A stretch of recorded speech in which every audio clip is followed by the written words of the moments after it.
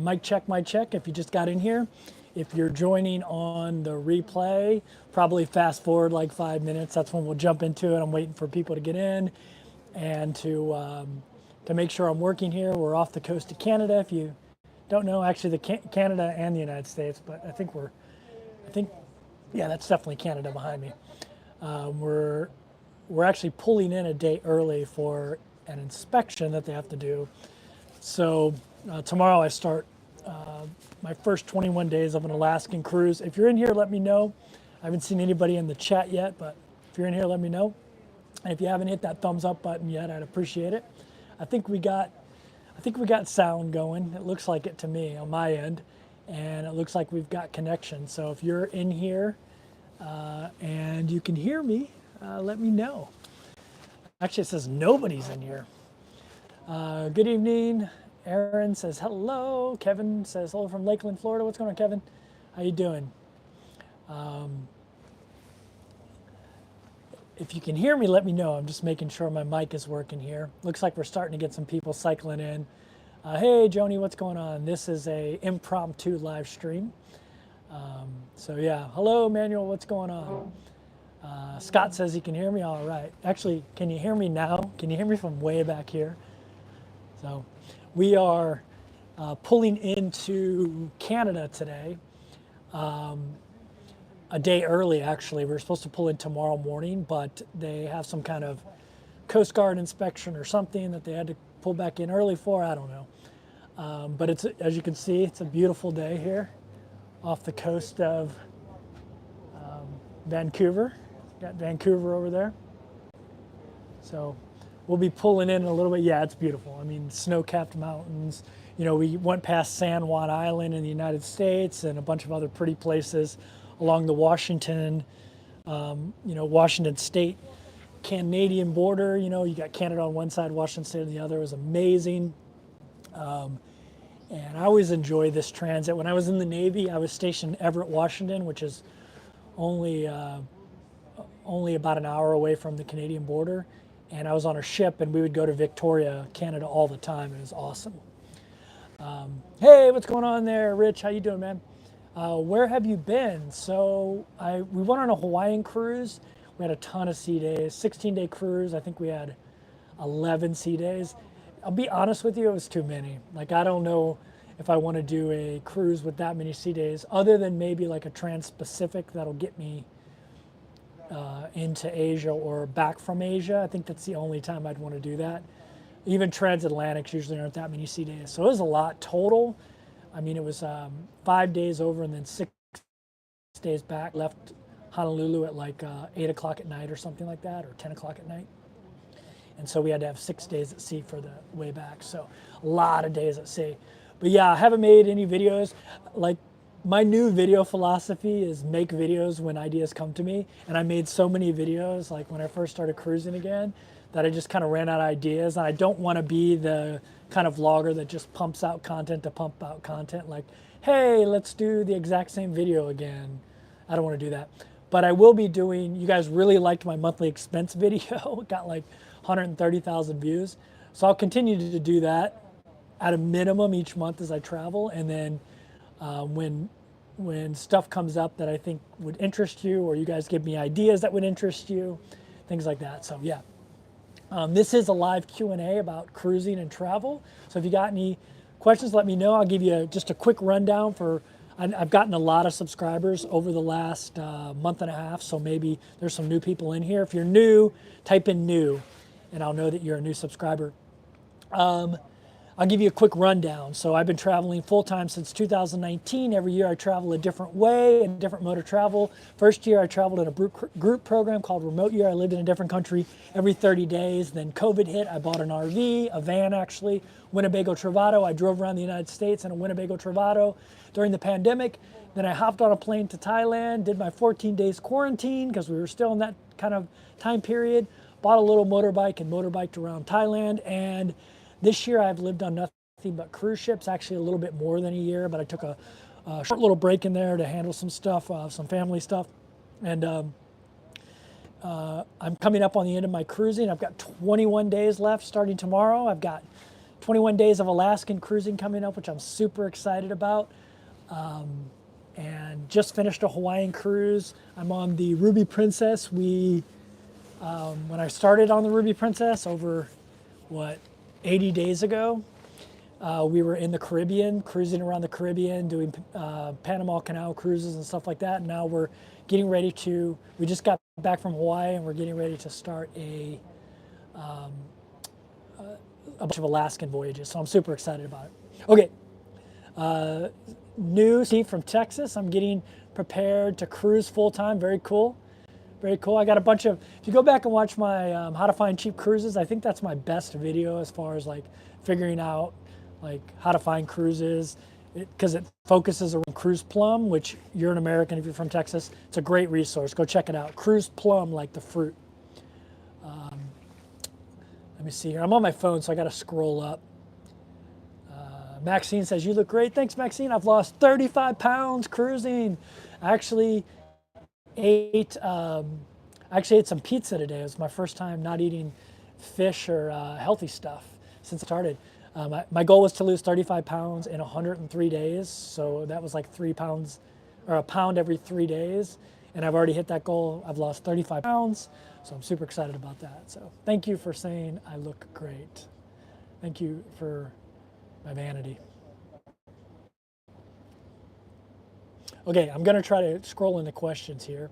Hi from Panama, what's going on? I was in Panama for a little bit. We hit Panama a couple times.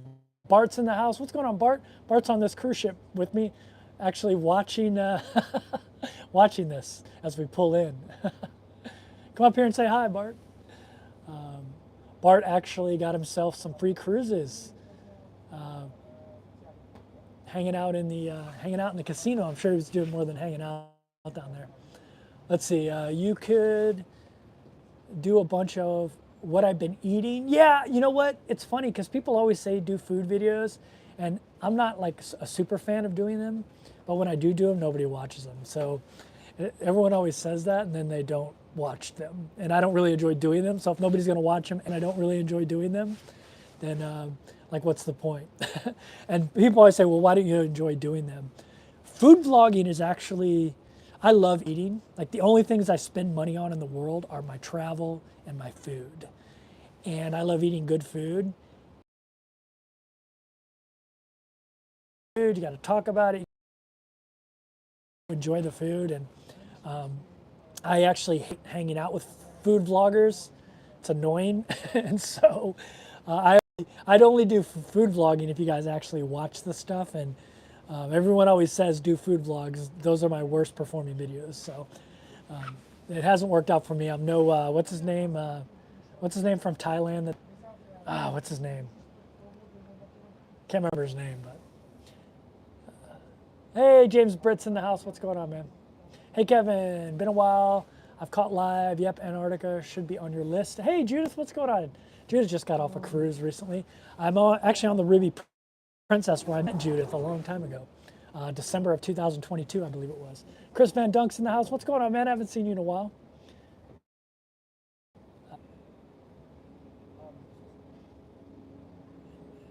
Do cruise ships have Wi-Fi? Yeah, most cruise ships now have Starlink. All Princess cruises be good, especially for watching. It's not great for like doing live streams like this where I'm uploading videos. It's not great for that, but it is good for streaming. You can stream Netflix. I stream Netflix and Hulu almost every night from my room. When I get ready to go to bed, I put like right now I'm watching. What's that solo survivor show? Alone. I'm watching the new season of Alone, which just made it to Hulu. They're actually in Canada in that. I'm sure it's over by now, but they're actually in Saskatchewan, Canada, I believe. So, hey, Going Green Mom's in the house. What's going on? Gator Jake's in the house. Mark Weens. Yeah, that's it. James. Thanks, James. Not Gary Butler. It's Mark Weens is who I was thinking of. You're buffering a bit. Yeah, we're moving. I mean, I'm probably going to buffer a little bit, and it might switch from US T-Mobile to whatever I have for Canada. So might get a little bit of buffering in here, but it also might be you. Anybody else seen any buffer? What cruise line has been the best for show quality? I mean, Princess is pretty good. They had the person who wrote Wicked did a play for them, or a musical for them. It's pretty good. But I would say if I had to pick for entertainment overall, I'd probably say Norwegian is my favorite. Thank you for your service. I salute you. Thanks. I appreciate it. Yes, you're buffering. That sucks. Sorry to hear that. Question.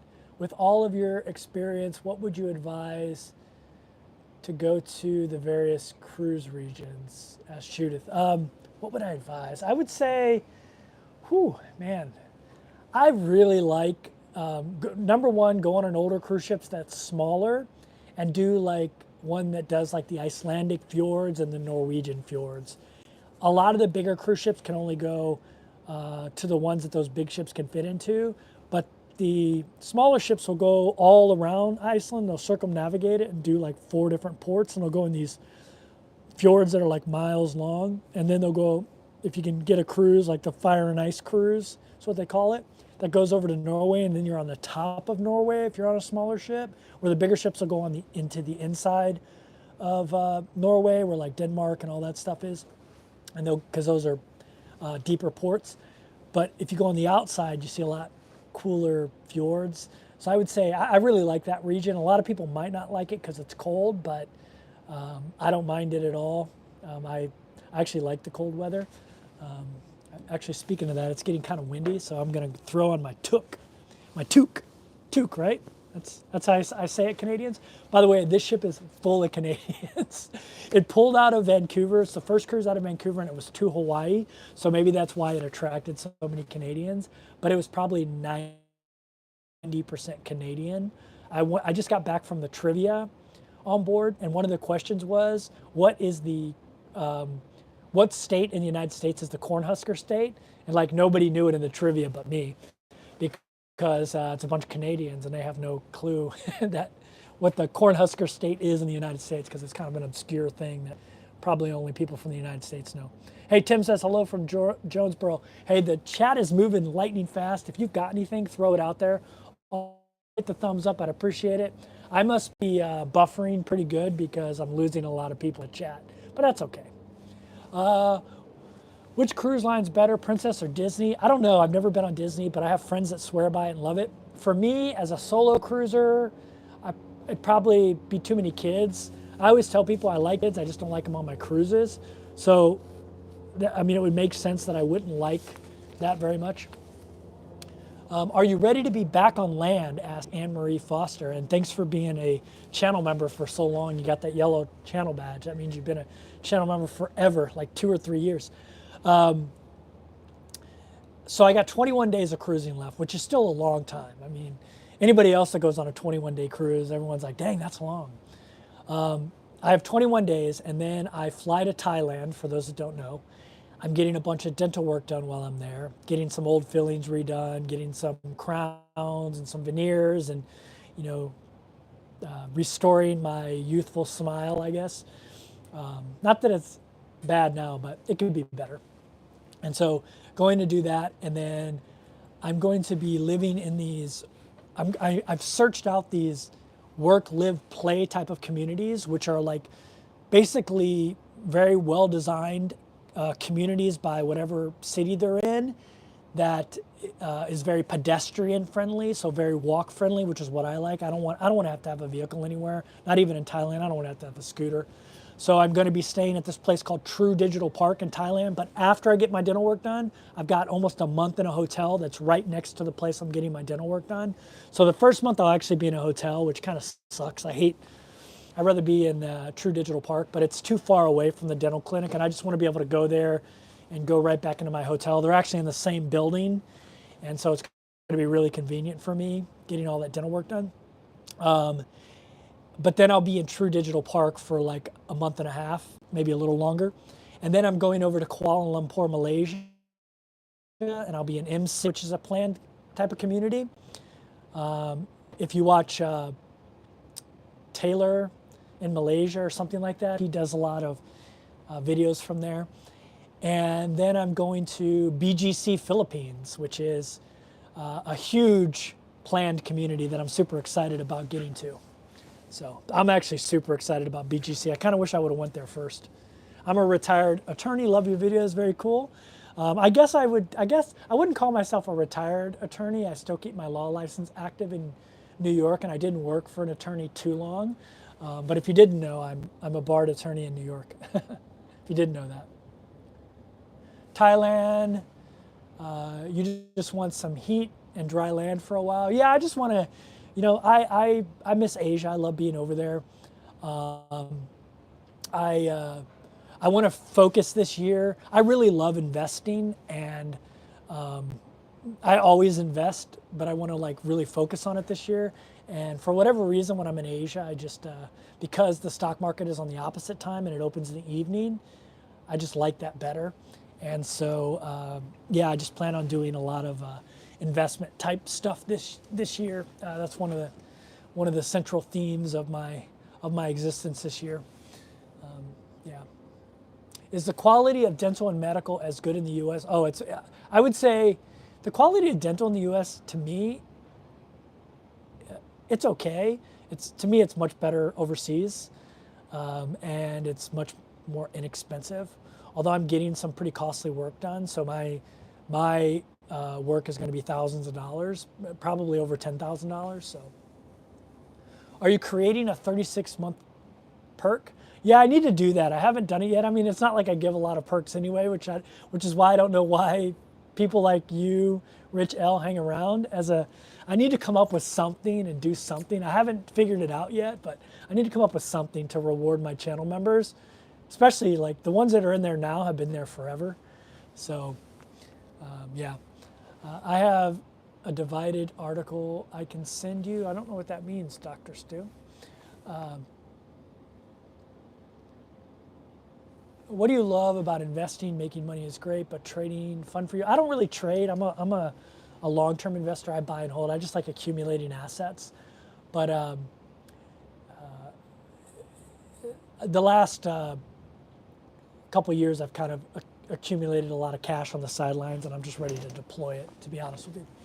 So, wait, the dental work is going to cost you $10K in Thailand? Yeah, I'm getting like substantial stuff done. I'm getting crowns, I'm getting veneers, I'm getting like substantial stuff done. I'm not just getting like, teeth whitening or any of the simple stuff.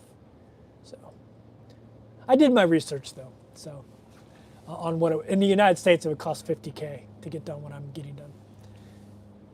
Excited to see BGC Philippines. Me too. I'm so excited. Cheers to your mom. Thanks, Gator. Dumb question, is cruise ships a good place to find a girlfriend at? I mean, it can be. Go to the solo meetups, and there'll be other solos in there. Some of them are single, not all of them. Just be aware of that. But some of them are single. And yeah, it's just like anywhere else. I mean, anywhere else you go, it's no different. Let's see. All right, if I missed your question, throw it back out there, and I'll try to get it. I have a dividend article for you. Okay, a dividend article. Very cool.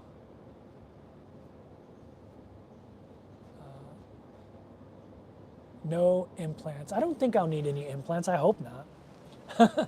I'm hoping I don't need any root canals. I have like some old fillings that I got like when I first went into the Navy in the 90s. So who knows? I mean, I've had dental exam, I do it every year. I haven't had anything, but who knows when they pull those things off. No worries, but I meant when to go to some of these places.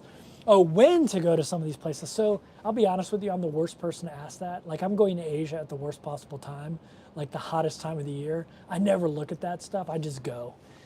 Like I'm going to Alaska, probably one of the worst times. It's probably better to go to Alaska later in the summer than it is early in the summer when it's cold. Like right now, I'm not even in Alaska yet. I'm in Vancouver, and I've got a toque on and a jacket. And I was in shorts earlier today, but now I have sweatpants on because I knew it would be breezy up here. So, any comments on your Hawaiian cruise? Yeah, I mean, it was mostly sea days. It was 11 days of sea days out of 16, and 4 days in Hawaii. It was nice. I don't know if I'd take another Hawaiian cruise again, though, to be honest with you. It just, like, I lived in Hawaii for 10 years, so, like, I know a lot of cool things to do in Hawaii that I just didn't have time to do. And so maybe that's why I was kind of like, like, I don't think I would do a Hawaiian cruise again. But, and I love sea days, but it was so many sea days. And I'm trapped on here with a bunch of Canadians. So I'm just kidding. That was a joke. That was a joke. Don't beat me up, Canadians. Will they put you to sleep during the dental procedures? I don't know. We'll see. I'm gonna make some YouTube videos about it. I asked them if I could do some filming of stuff, and I will. I mean, I don't want to gross you guys out with, like, videos of my mouth being drilled on. But I'll definitely, like, clue you guys in. I know, like, a lot of people go over to Thailand and they get, like, cleanings and stuff, and they're super cheap. They're like $15. So I know when I, like, get this stuff done and I do it, and I tell people what the price is. It's just people who watch videos in Thailand are just the worst. So I know I'll get, like, this guy spent way too much and all this crap, whatever. But yeah, so. I was on that cruise. I did not like Hilo and caught norovirus, says Goldie. Well, that sucks. That sucks. I've caught norovirus on a cruise ship before, and it sucks. But I will tell you, I made a video about 5 things that drive me nuts about cruising, and one of them is nobody washes their hands anymore. We did for COVID because they forced us to, basically, and they still have all the hand washing stations. And I'm not lying when I say 90% of people do not wash their hands. And I know a lot of people are going to say all these different things, and I don't want to get into the political nature of it, but here's what I do know. There are kids on this cruise, and they go to the bathroom and they wipe their butt and they don't wash their hands, and then they touch door handles, and you touch those door handles. So at a minimum, wash your hands so you're not putting poop on the ladles, because that's where norovirus comes from, by the way. I think it comes from, like, fecal matter. But yeah, it's about 90%. I would say even higher than that now. I once got super sick on a cruise ship after going into the sauna. Now I'm kind of scared of saunas. Yeah, I could see that, where a bunch of people secrete bodily fluids. That would be probably a place you could get it. Needs a list of cool things to do in Hawaii. Implant surgeries aren't bad. You don't need bone grafting, but whatever you do, don't let your dentist use cement glue for the crown. Yeah, I mean, the place I'm going, which is Bangkok International Dental Clinic, was the first place, like, certified by some organization in the United States, and it's, like, super reputable. There are a bazillion reviews. They're, like, super reputable. Like, I did my research. I looked at all the dental clinics, and I just, like, I talked to them. I talked to some people who had went to them. And so, I know it's buyer beware anytime you do a thing, but they have a really good reputation, and they know they've got a YouTuber with 100,000 subscribers coming in there, and I'll either say it's good or I'll say it sucks. So, I mean, I'm not asking for special treatment, but I'm assuming, just based on all the research I've done, they're pretty good. I didn't just, like, willy-nilly open up a Yellow Pages and pick out Mama G's dental implant clinic. I did my research. Most of the research was, like, basically through Australian websites. A lot of Australians. It's kind of like Mexico for us. Like, a lot of people from the United States go down to Mexico to get dental work. So it's so inexpensive, and it's easy to travel. A lot of Australians go to Thailand for dental work. So there's a ton of material in Australia about dental work in Thailand, and the places to go, and dental tourism, and yeah. And then I'm actually going over to Kuala Lumpur and doing a full health checkup over there, which they'll do all kinds of things, CAT scan, MRI, all kinds of crazy things, and it's like $400. So I'll talk about that as well. And I would say Kuala Lumpur has better healthcare than the United States, in my opinion. You're dating yourself talking about the Yellow Pages. Yeah, I know. Any plans for excursions in Alaska? No, I don't have any excursions. I hate excursions. I went on the Astoria excursion, and it's the first one I went on in a long time, and man, it sucked. And I was stuck in it. I was stuck there. And no, I would not do excursions. The only thing I would do is maybe, like, in Kauai, do the helicopter excursion if you want to spend a bunch of money. But other than that, I wouldn't do anything. I wouldn't do any excursions. Is there a health check the same place they found your cancer? No, that was in Thailand. I'm actually getting an even more in-depth one than that. And I just had a medical exam in the United States, but I'm going to do this one in Kuala Lumpur. It's in September. I lost a bunch of weight, and I was borderline for needing cholesterol medicine, and I want to see if losing this 35 pounds helped in that regard. And so I'm going to get and I'm just going to do the full. I'm doing the most expensive package. It's like $400 to $500, and they just check everything. It's for like men that are in their, at 50. I'm 48, almost 49, so we'll do that. It checks everything, like anything you can think of. I'm all about preventive medicine. So, what specifically do you dislike about excursions? As silent lucidity. I don't like other people being in control of my time, and I also really like just walking off the ship and seeing what kind of trouble I can get into. A lot of places are not conducive to that because they're far away from anything. But so in that case, maybe I'll take a taxi in, or maybe I'll do an excursion. But yeah, I'm not a big fan of excursions because someone is in control of your time, and you're stuck with them even if it sucks. So there you go. That's my reason.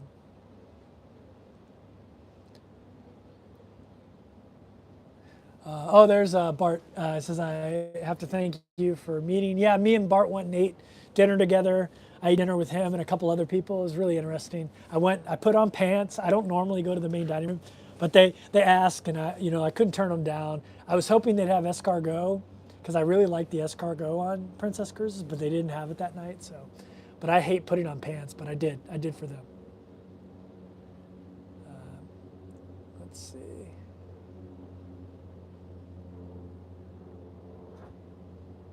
Hello, Kevin. Army Airborne vet here, Jerry Jenkins. What's going on, man? Thanks for your service.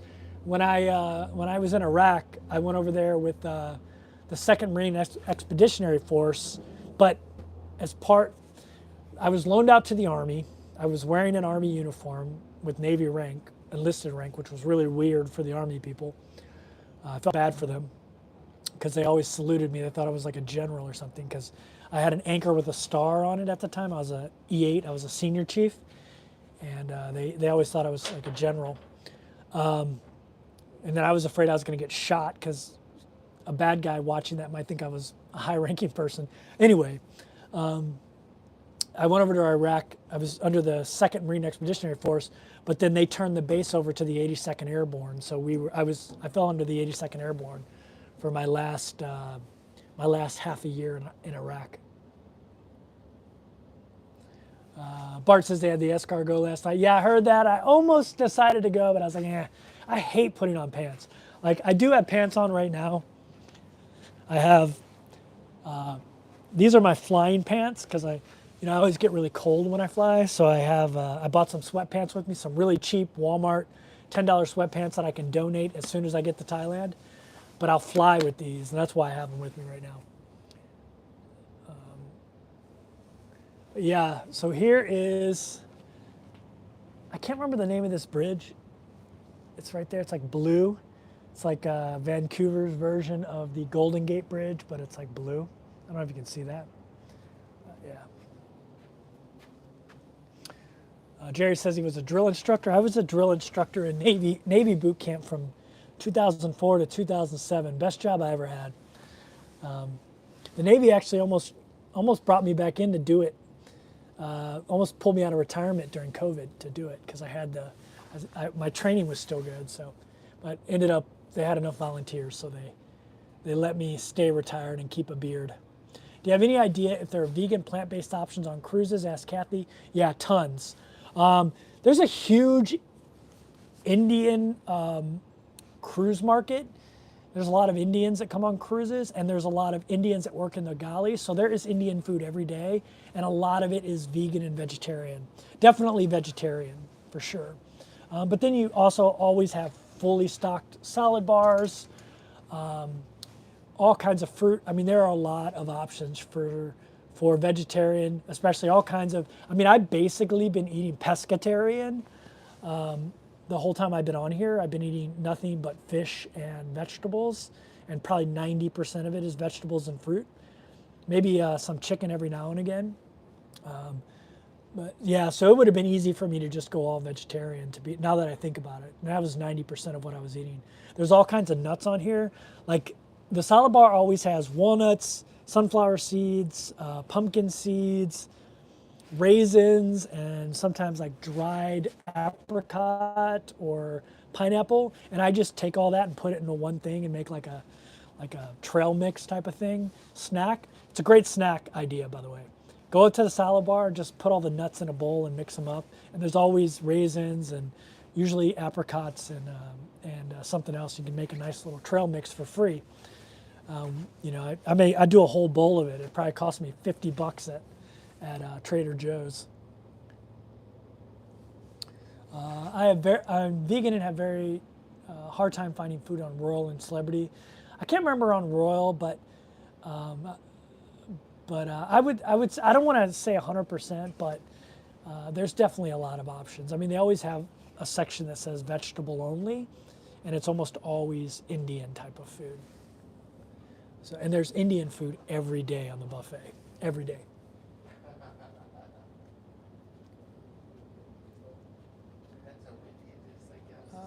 Lionsgate Bridge, there we go.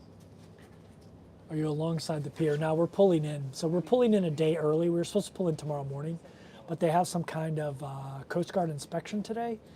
So we're pulling in a day early, and we can actually leave the ship, but we have to be back by 2 o'clock in the morning. It kind of reminds me of being in the Navy. That happened a lot in the Navy. You had Liberty expiration time where you had to be back on the ship by a certain time. And I'm assuming that's because none of us have cleared customs yet. We can just leave like we would in a normal cruise port. So when we pull in Moore, which isn't supposed to be till 8 p.m. West Coast time, so that's like 2 hours and 10 minutes. So we still got a long ways. We're not even under that bridge yet. Yeah, so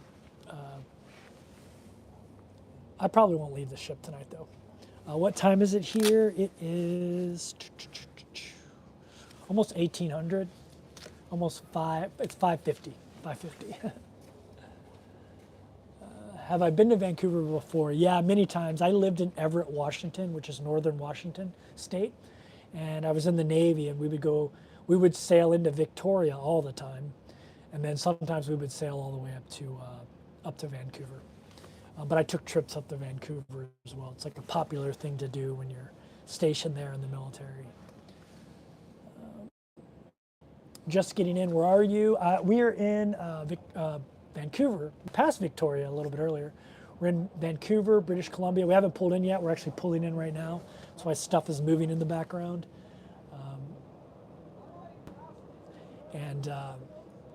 We just came from Hawaii, back to the cold again. It got nice and warm, and now it's nice and cold. Have you been to Stanley Park yet? Yeah, I have.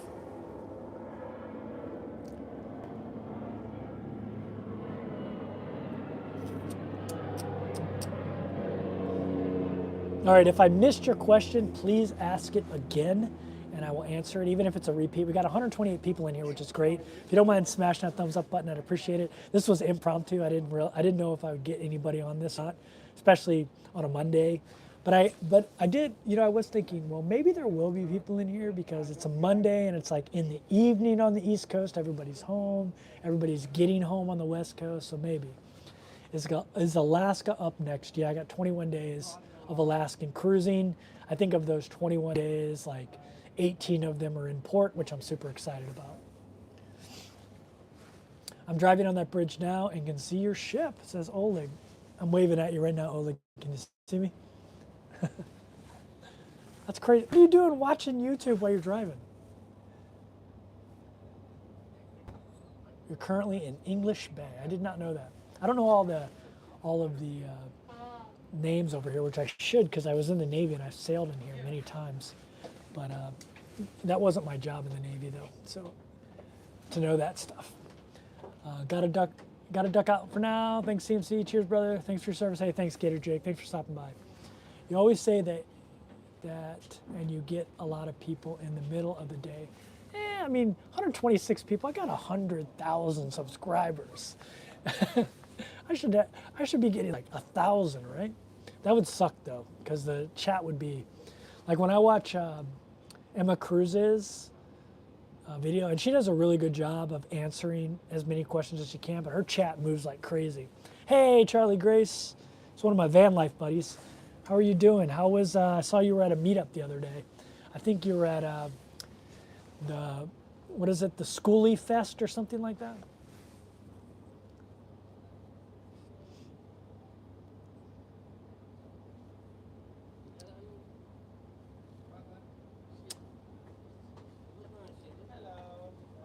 All right, if I missed your question, please ask it again.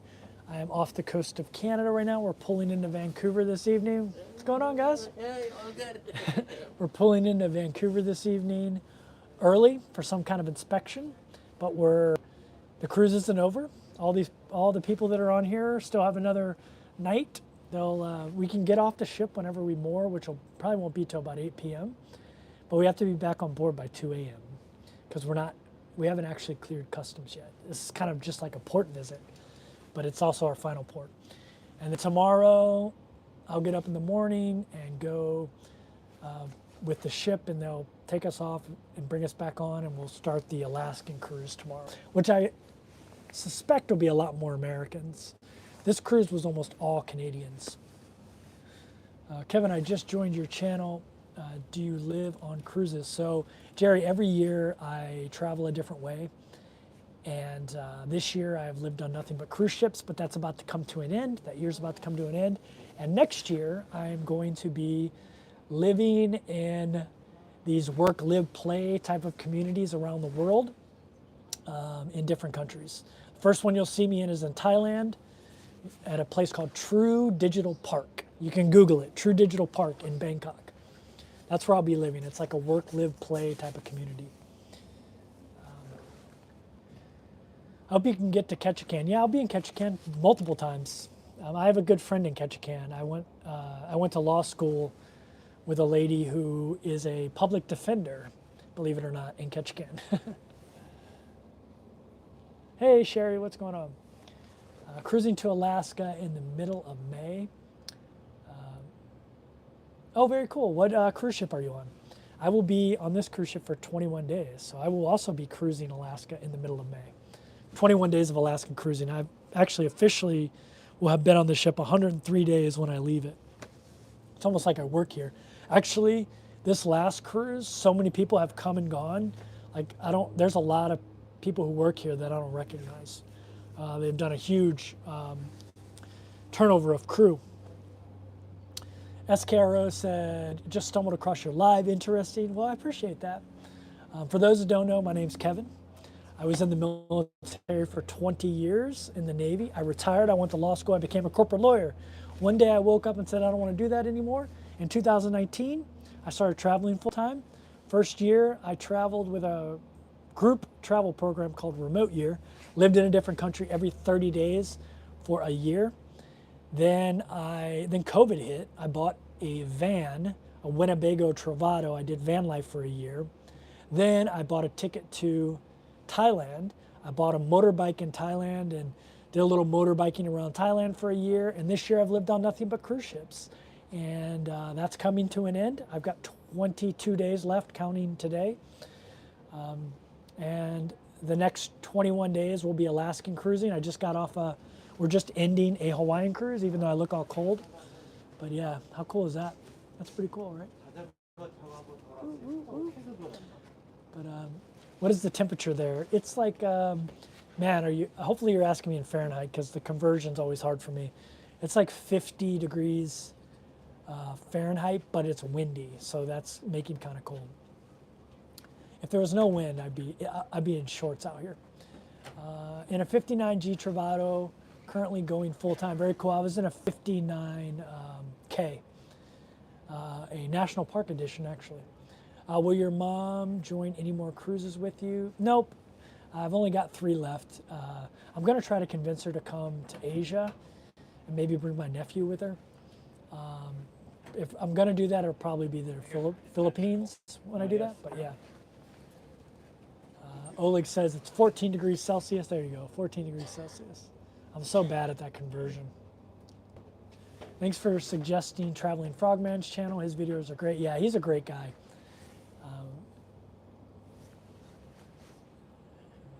Let's see.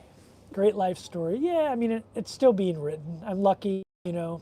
I'm single, no kids, ton of discretionary income. So I feel very fortunate to get to live the life I live. Do you think you'll come back to cruising? Absolutely. I love cruising. I'm probably going to integrate it into my travels. I'm probably going to take transatlantic and transpacifics to change locations. But I'll also, when I see a cruise that interests me, like I'm really interested in doing one of the around South Africa ones, the ones that like start in Fort Lauderdale, go all the way down, not South Africa, South America, go all the way down the east coast of South America, and then go down to Antarctica, and then come back up. I'm excited about that. So yeah.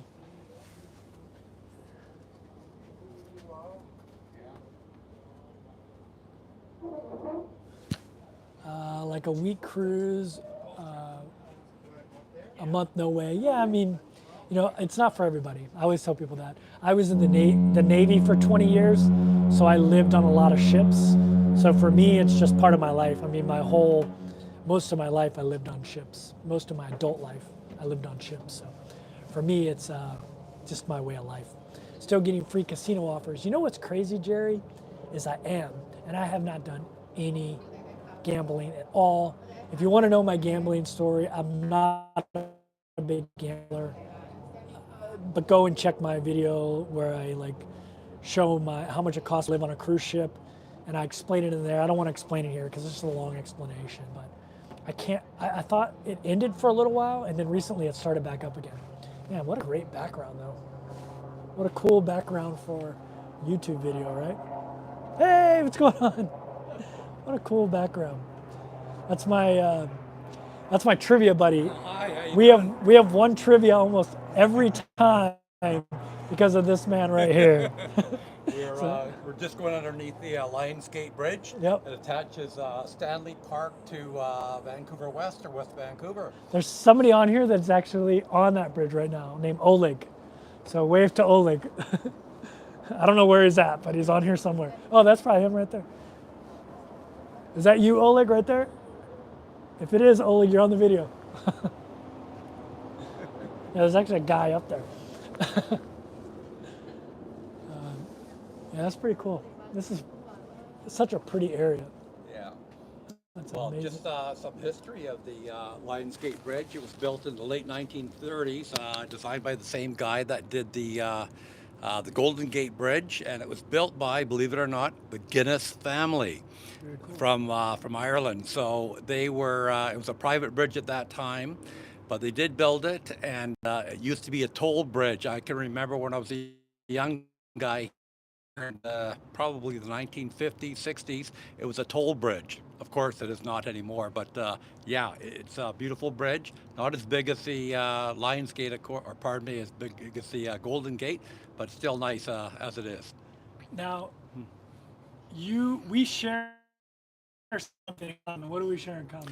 What we share is that we both served in the Navy.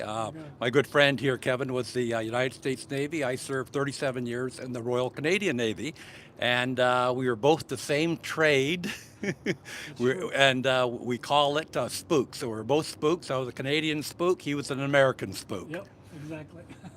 So yeah, so we still got to catch up because we're going to be on board for 2 weeks with Kevin. And I just wanted you to know, he mentioned trivia. He is our music trivia guru. Really good, really good. I know all the useless stuff. No, not really useless, but very good. Also, yeah, we're just went under the bridge. We're going into Vancouver, British Columbia.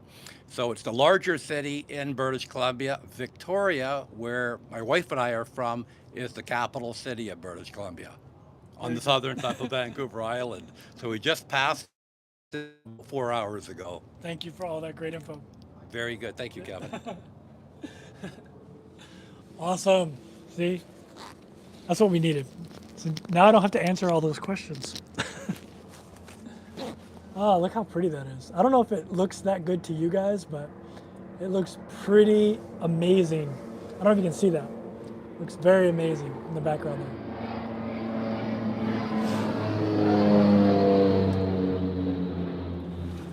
Hey, from Canada, new to your channel, just saw it, awesome. A great lesson on all that stuff. Yeah, he's great. We have won almost every game of trivia because of him. Like, he knows so much general trivia knowledge. It's pretty amazing, actually. Actually, he's the most cruised person on this cruise. He has like 1,700 days on Princess Cruises. So that's a lot of days. Plus, he was in the Navy for 37 years. So if you think like I have a sea addiction, like he definitely does. Hey, Kevin, what organization you volunteered to work every 30 days in a different country? Would love the opportunity to volunteer. So it wasn't a volunteer organization. It was a group travel program called Remote Year.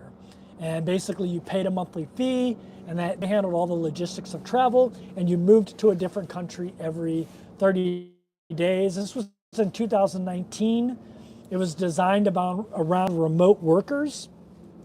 And yeah, so it was it still exists. It's still a great program. I mean, it actually is more important now because COVID like allowed so many people to go remote. But it was actually pre-COVID that I did that.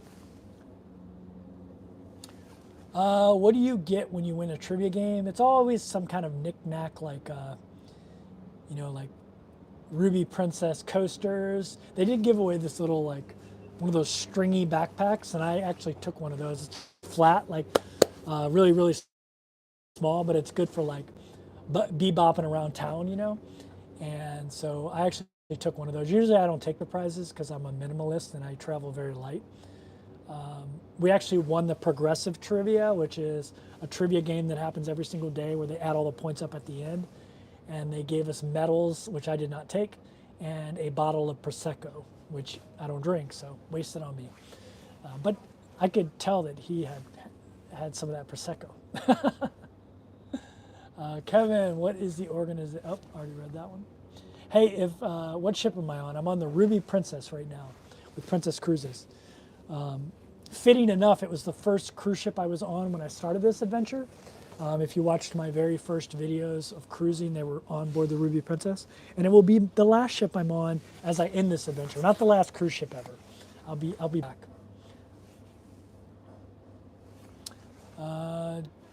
Do your free cruises include the internet? They do not, but I am elite level on Princess, so I get half price internet.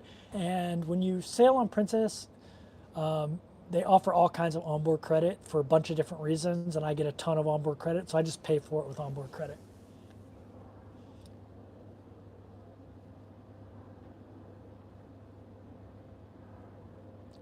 Let's talk about weight loss. Where were you able to keep it off? Yeah, I've met my goal. I've lost 35 pounds.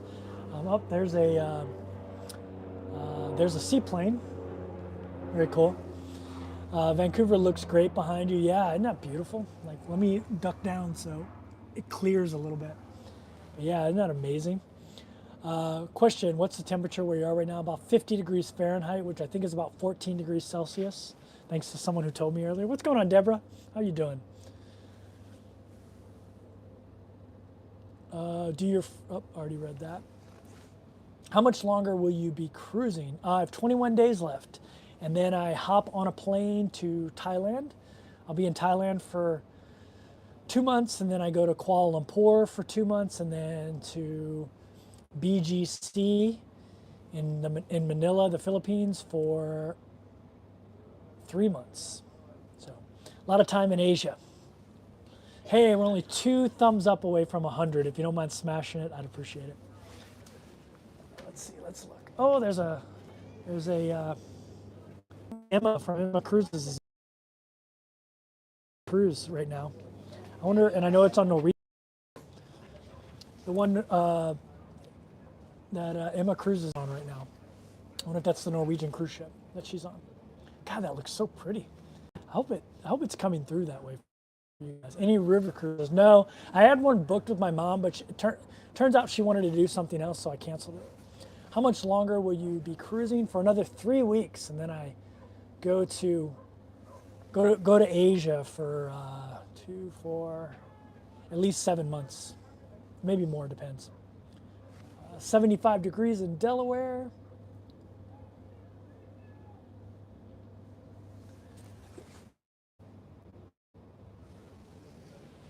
Yeah, for those just joining, and if you don't know who I am, my name is Kevin.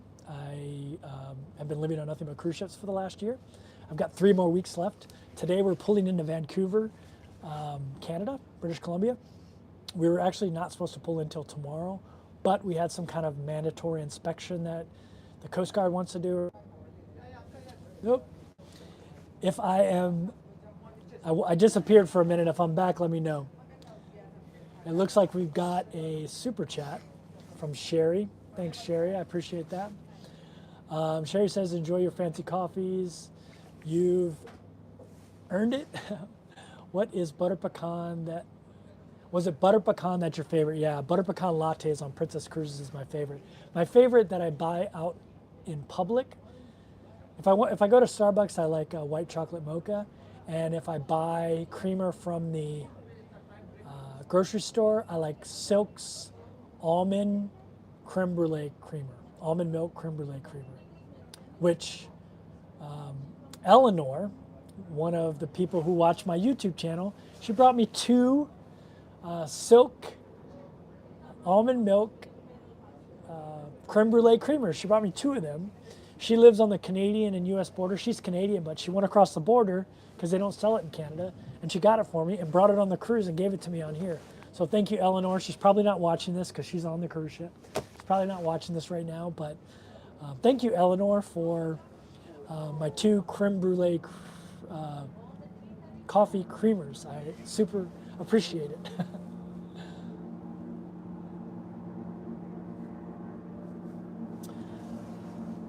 Enjoyed meeting you on the Panama Canal version. I enjoyed meeting you too, William. Can't wait to watch you do your thing in Asia. Yeah, so one of my most popular videos lately was that how much it cost me to live on a cruise ship for a month video that I just did. It's got like 130,000 views. And I'll be putting out another video on how much April cost me pretty soon. And I figured you guys like that, so I'm just going to continue that as I go into Asia and figure out whatever other videos to make. I never make YouTube videos. I make money off YouTube, but I never make videos to make money. I only make videos like when it's something I think you guys will be interested in or an idea comes to me. And that's why I haven't made videos in a couple weeks, because I like having like a creative writer's block and I couldn't think of anything interesting, and I didn't just want to make a video to make a video. So, but I will be doing a monthly cost video coming out soon. So, and if you're interested in that, you can watch my last video, and then I did a video before that too. So, hello from Maine, says Wayne. What's going on, Wayne? 75 in Port St. Lucia. That sounds really nice. How much does coffee drink package cost? Asked Kathy. So they don't have coffee card anymore on here. They used to. And I think it was $25. I can't remember exactly, but they don't have it anymore. So you have to get the normal drink package, which I think is, I don't even know what it is because I never get it. So I just use onboard credit to pay for it. But I've been just buying creamer and keeping it on board because I don't want to spend $5 a coffee. So, but sometimes I do, and sometimes I buy them. I love the how much does it cost to live videos. Will be interesting to see the Asia versions. Yeah, that's going to be fun. And I'm living in these work, live, play communities, like these communities that the government planned to like be very walkable, have a lot of mom and pop restaurants, have a lot of entertainment, all in an area where people live as well, like with these huge sidewalks, dog parks, and all this stuff. So I'm super excited to try them out. I'm just trying out a bunch of places like that, live, work, play type of places. I'm super excited about it. Hey. So yeah, it's going to be really cool. I love your live view, thanks. It is beautiful here. Do you substitute silk for the creamer? that they have on the ship. Yeah, so I just go up to the buffet and get the black coffee, and then I put the creamer in it. If you order black coffee from like the bar, it'll cost you whatever a coffee costs you on board. So, but if you get it from the, man, it got really sunny all of a sudden. That's why I'm squinting. Are you tired of cruise food? No, I mean, cruise food is like restaurant food, and I don't cook, so when I'm home, I just eat out anyway. So it's just like eating out. You just vary it. Princess is really good at varying their food, so yeah. Do you spend much time in your interior cabin? No, I don't spend any time in there, to be honest with you. Just sleeping. That's why I don't waste money on a balcony, because I just don't spend any time in my cabin. Like, look right now. Like, I don't have a balcony, but look at my view, right? So, San Diego here. Have you enjoyed van living or cruise living more, or would you say both equally? So, it's kind of like picking your favorite kid. It like depends on my mood. Like, I like them both for different reasons. Like, it's kind of like it's kind of like asking somebody, do you like pizza or hamburgers? Maybe you like one better than the other, but they're both pretty good. So that's how I feel about that. Have you ever spent a year living in hotels? I've spent a year living in Airbnbs, so not hotels though, but yeah. Did you enjoy Hawaii cruising? So it was 11 sea days total, and that's just a little bit too much. I learned, just too much. I want to be able to walk off the ship more often than that. The 4 days in Hawaii was okay, but I lived in Hawaii for 10 years. So for me, it wasn't long enough in the ports, because there's so many things I wanted to do, but I was time constrained. So I probably won't do another Hawaii cruise, to be honest with you, unless it's one going across the Pacific, like a trans-Pacific cruise where it stops in Hawaii. I probably wouldn't do another Hawaii cruise.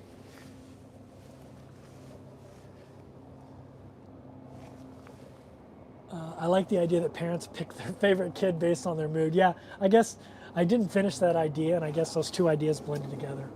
I'm doing a Hawaii cruise in December at 16 days.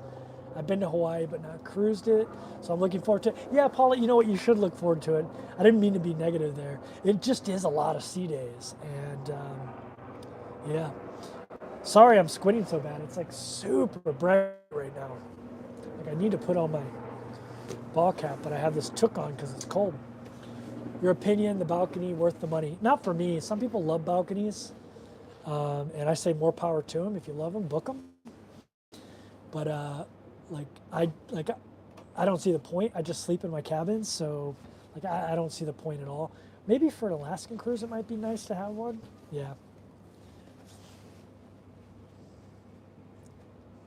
Let's see, I'm going from San Diego back to San Diego. Yeah, you'll have less sea days. We went all the way from Vancouver. Oh my God, it's so sunny. Whew, it's bright. Whew, man, it is bright. Bright and sunny. Hopefully as we turn, it won't be so bright. Whew, man. 91 degrees in Thailand at 8:15 in the morning. We'll hit 105 degrees. It's brutal. Yeah, I know it's going to be brutal when I get to Hawaii. When I get to Thailand, I'm a bad planner. Like, I just planned a bad time of year to be in Asia, to be honest with you.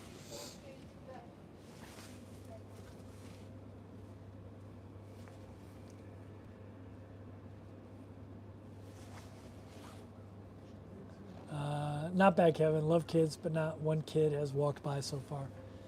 Yeah, see, Andrea loves the balconies. Like, some people love them. And if you love them, book a balcony, I just like saving money, and I wouldn't use it enough. I've had a couple balconies. I mean, people have seen videos where I didn't pay for them, though. I was upgraded, and I just didn't use them. It was like completely wasted on me. I got my mom a balcony when we cruised together, and she loved it.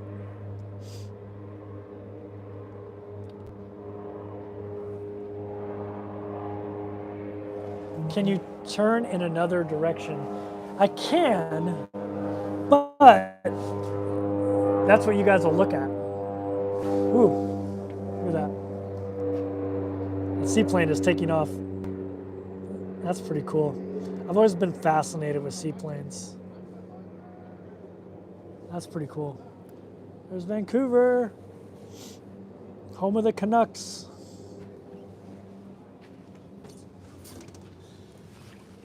Whew. It's getting less sunny. I guess I could go like this and be less sunny, but then you guys don't do. Is that your hat? Yeah, it's my hat. It's my Salty Dog Cafe. So that's like a cafe on board Princess Cruises. There's the Princess logo right there. And you can't buy it on this ship. I bought it on another ship. I like it. Salty Dog Cafe. It's like my new favorite hat. What else will you be going for your live, work, play year? So I'll be going to Thailand, to Kuala Lumpur, Malaysia, and to BGC, Manila in the Philippines. Yeah, so that's where I will be. I'm excited about it.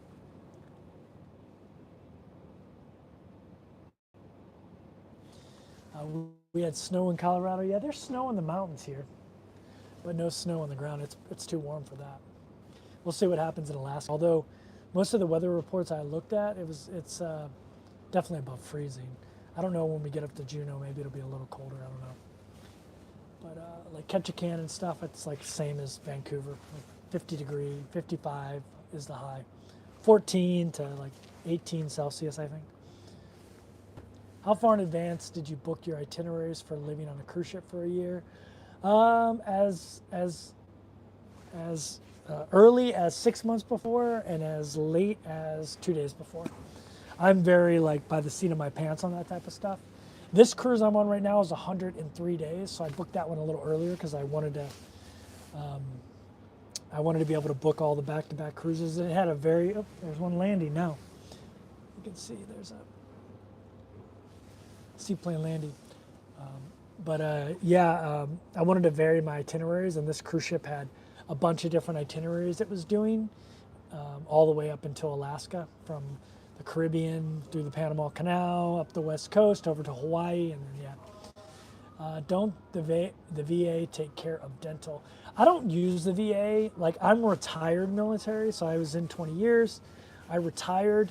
I haven't done much with the VA because I get health care through TRICARE, and I actually elected for private, so I have it through Humana. And so I never use the VA. Maybe they do, but to be honest with you, for something like dental, I don't think I would go to the VA personally. But I've never used the VA before. I know a lot of people who are in the military but not retired because they don't have access to the TRICARE, like rely on VA healthcare, but I don't need VA healthcare because I have TRICARE. Because I did 20 years, and so I get healthcare for life, and I can elect to go private, which I did through Humana. I have to pay $15 a month. It's super cheap. But yeah, and all the dental work I'm getting, not all of it, a big majority of it is cosmetic. So I probably wouldn't pay for it anyway. And I'd rather not use government dental for that, to be honest with you. I'd rather pay out of my pocket and go to somewhere with good, reputable ratings.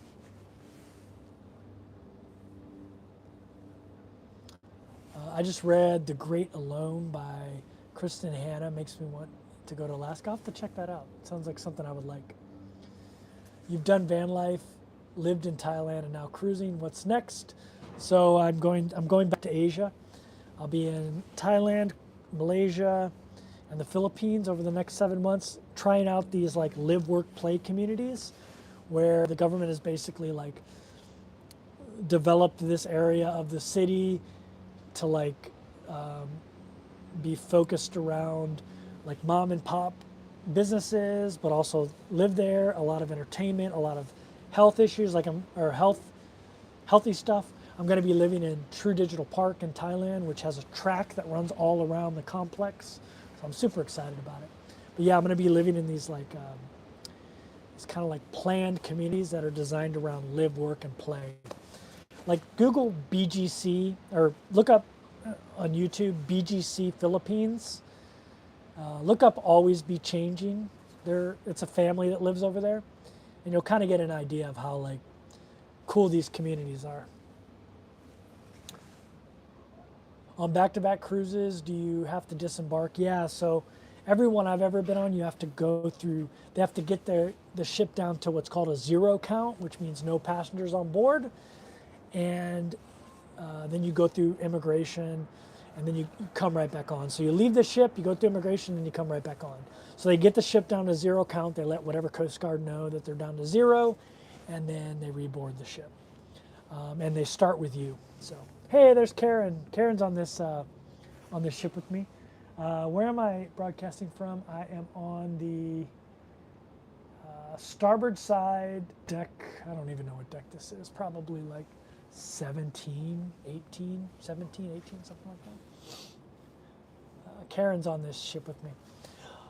Are you trying to live, work, play areas for your mother in her later years? No, I'm just trying for me. It's like something that interests me. She might come and visit me though. I'm going to try to convince her to come over to like the Philippines. That would probably be the one she'd be most comfortable in because, well, I mean, Malaysia too, everyone speaks English. So, yeah, we'll see. Where are you at? We are pulling into Vancouver right now. Start Alaskan cruise tomorrow. We're pulling in tonight because the ship has some kind of like Coast Guard inspection it has to do. Believe it or not, the U.S. Coast Guard is here in Vancouver, British Columbia, because this ship is leaving Vancouver, but it's going to a U.S. port first. So it's either going to Alaska or we just got back from Hawaii. So you actually have to go through U.S. Customs, believe it or not, which is weird.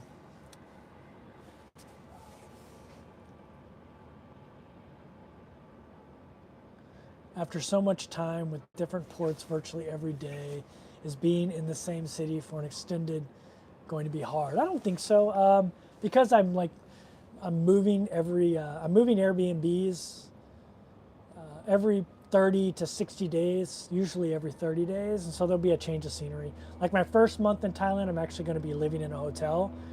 For those who don't know, I'm getting a bunch of dental work done. And so I'm going to be in the same, I'm in a hotel that's in the same building as my dental clinic. It's actually like how they do it. It's like a dental tourism type of dental clinic, mostly geared towards Australians, but that's where I'm getting all my dental work done. And so I'll actually be in that hotel for 28 days. And then I'm switching over to an Airbnb. So my first month I'll actually be in a hotel. Lionsgate Bridge, yeah, we already went into that. I think you might be a little bit behind there, James Chen. Sorry, I have to go back to work. Oh, that's okay, Michelle. Thanks for stopping by. How do you think the cost of the live work year will be compared to other travel years? About the same. I mean, I pretty much spend $2,000 to $3,000 a month. Some of the Airbnbs, my Airbnbs are as much as $1,500 a month, which for me is pretty pricey. Oh, PK just became a member. Thanks, PK. Channel member. Thanks, PK. I would say it's probably going to be between 2,000 and 4,000. I don't like. I always hate saying this because I don't want to sound like I'm bragging, but I can afford to spend as much as 10,000 a month, but I never do because I'm a super like frugal person. It's just it's been part of my life forever. That's kind of how I got to the point of being able to afford that much a month. I'm a super frugal person, but this year, like last year, I was staying in Airbnbs that were $200, $300, $400 a month. This year, they're going to be more $800 to $1,500 a month, so more expensive. But yeah, but I guarantee you, even when I stay in the $1,500 a month, because I'm staying in these live work communities where my transportation costs will be zero, and all the food will be really close. There's a grocery store like in this building I live in every place I'm going to be living. I bet you I'm still under 3,000 a month, and I bet you many months I'm going to be between 2,000 and 3,000. I won't have any of those months where I'm at like 1,500 like I did when I lived in Chiang Mai, Thailand, because I'm not living in $200 or $300 a month Airbnb. I'm living in like 800. Actually, I think the cheapest one I'm in is $670, which is right in the heart of Kuala Lumpur. So that month might be an under $2,000 month because food is so cheap in Malaysia and very good. So there might be some under 2,000. That might be an under $2,000 month. And I think at the But just so you guys know, the Airbnbs I'm going to be staying at. So let's say an Airbnb cost me $900 for the month. Like the one I'm staying at, True Digital Park, is going to cost me $900. That includes Wi-Fi and all utilities as well. So remember that. But if you wanted to live in True Digital Park and rent a place there, it would be half what I'm paying. So if you signed a 1-year lease, it'd be about $450 a month. Where I'm going to be paying a monthly Airbnb cost, which is $900 a month. So actually, a lot of times when I show you these places, like the most expensive place I'm living at is this beautiful all glass walled place in BGC in Manila in the Philippines. And it's $1,500. No, actually it's $1,300. And that includes utilities and internet and all the other utilities. If I wanted to live in that place and just pay and rent it for a year, it would be probably $600 a month. So even though I will tell you these prices of the Airbnbs, I'll also tell you what you could get them for if you rented long term, because long term would be much cheaper. So even though I'm going to be $2,000 to $3,000 a month, maybe $2,000 to $4,000 a month, depending on how much American food I eat, Western food I eat. When you factor in like what you could live there if you signed a 1-year lease, it'll still be pretty affordable. So yeah, you can see we're pulling in here to Vancouver.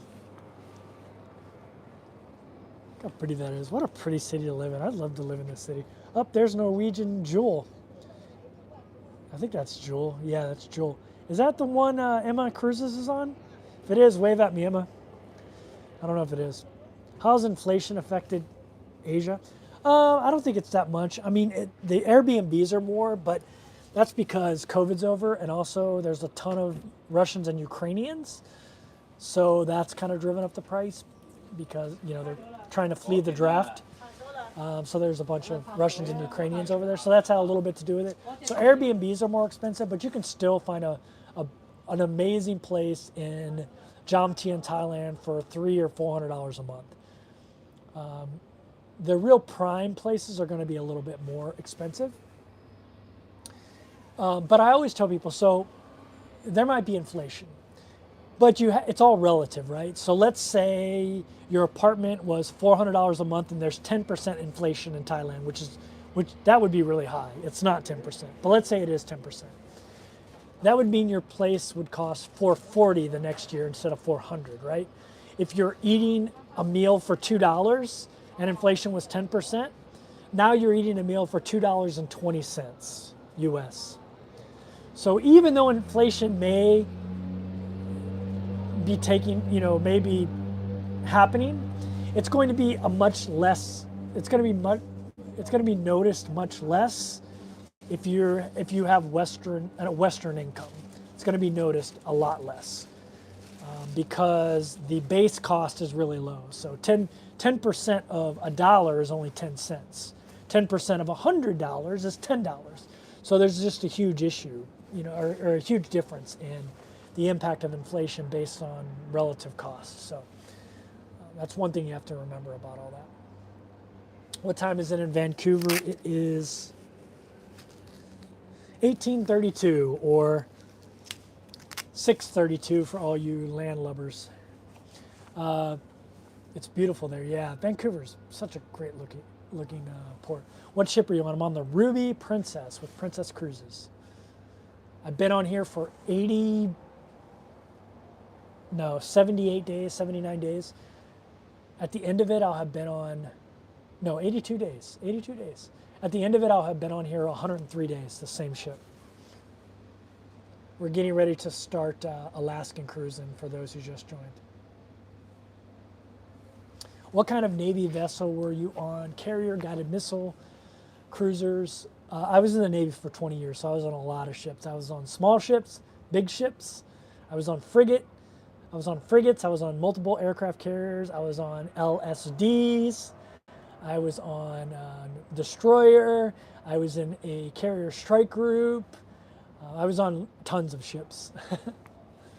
How much of the Thai language can you speak or understand? Sawadee krap. Not that much. What sucks about most of the rest of the world is you can get by with English, and it's a huge crutch for us. I need to do better. I need to be better. And it's funny, this year I'm going to be like the next 7 months after I leave cruising at the end of May, I'm going to be in 3 different countries over the next 6-7 months. And 2 of them, it's really like one of them, the primary language is English, which is Malaysia, and the other, Philippines, it might as well be the primary language. So, and then Thailand is just, I'm going to be in Bangkok. Like, it's English is just commonly spoken because it's a business language, and that's like a business city. Hello, guys. Oh no, you can be loud. Say hi to my audience.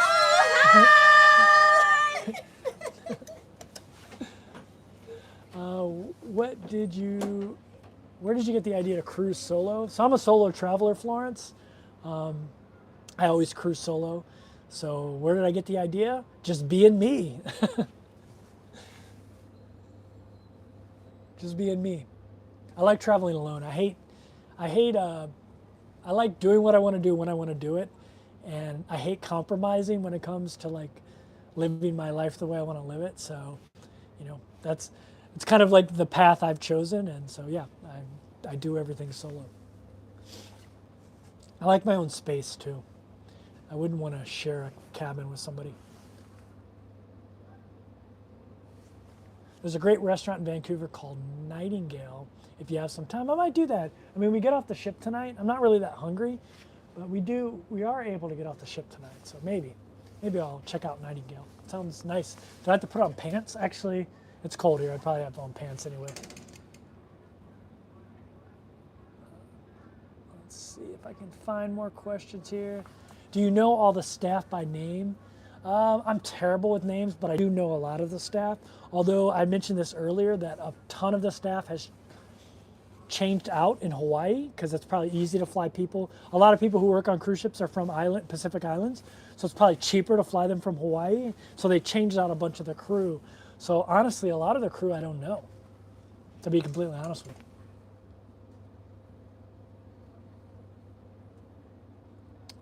If I missed your question, throw it back out there. I'm trying to scroll back up. But which Asian countries are easiest for people who only speak English? Asked Joan. So Malaysia is the official language of Malaysia. So everyone speaks English. It used to be a British colony. So they probably speak better English than we do. Philippines, the English literacy rate is like 80%. I mean, it's very high. So especially in the city, if you're in somewhere like Manila or Cebu or something like that, like everyone speaks English. So the English proficiency rate is really high, especially in those 2 countries. I always tell people Malaysia. A lot of people have never heard of Malaysia. Malaysia is one of my favorite places. And then they find out it's Muslim and they think maybe that's a reason they should shy away from it. But I mean, it's like the most friendly people, one of the most friendly countries, probably the best food in the world. Maybe Thailand is above them, but it's really close. Really good food there. Malaysia not only has the Malay people and Malay food, which is similar to Thai food, but not as spicy, but they also have a huge percentage of their population that's Chinese and a huge percentage of their population that is Indian. And so there's tons of great Chinese food, tons of great Indian food, tons of great fusion food like Chinese, Indian, Malay mix. And then Malaysian food is amazing. Like nasi lemak is amazing. It's really good. Singapore is another good one, someone said. It's a little bit more expensive, but everyone in Singapore speaks English. It's the official language. So Singapore, I always tell people the easiest places to travel to if you're afraid of language or you're a new traveler. Obviously England is pretty easy. Malta, everyone speaks English in Malta. If you want to go to Europe, Malta, Malaysia, everyone speaks English, and the Philippines. Super easy places to go and speak your language. But I will tell you, most big cities, everyone speaks English anyway. It's a business language. So if you go to Bangkok, like a huge percentage of the population in Bangkok speak English. If you go down to a lot of the bigger tourist spots, a lot of locals know conversational English because, to do business, they want to know how to say some words, right? So yeah. What is the safest Asian country to travel to? I'd probably say Japan. I'd say Japan's probably number one. And Singapore's really safe. I mean, they're both super safe. Malaysia's super safe. Thailand's super safe, to be honest with you. Pretty much everywhere in Asia is I feel safe in. Like, I'm trying to think of somewhere I didn't feel safe in Asia. I feel much safer in Asia than I do in any other part of the world, to be honest with you. Much safer than I feel in the United States in a big city. Much safer than I feel in Europe in a big city. Yeah, I'd probably say Asia in general is the safest I feel. But if I had to pick specific country as number one, Japan. I mean, like Japan's super safe. All hours of the night, you can walk around Tokyo and have zero worries. But I would say the same thing about Singapore. I'd say the same thing about Kuala Lumpur, Malaysia. Although I've heard there might be some sketchy areas, but I've never seen them. And I'd say the same thing about Thailand too, to be honest with you. The only thing you have to worry about Thailand are drunk expats. So drunk Americans and British people. It's the only thing you have to really worry about there from a like wanting to pick a fight with you or something. Have you spent time in Indonesia? Yeah, a lot of time in Bali. So Bali is a little bit different than mainland Indonesia, but yeah, Bali's super safe too. I never felt unsafe in Bali, except for on a moped. Driving around on a motor scooter there, putting your life in your hands, and also the monkeys in Ubud. I feel unsafe around those monkeys. They're pretty aggressive. Do you think that safety experience differs for men and women? It probably does, and but I know a ton of female expats in. I would say Japan, definitely not. I would say it's mutual, male and female.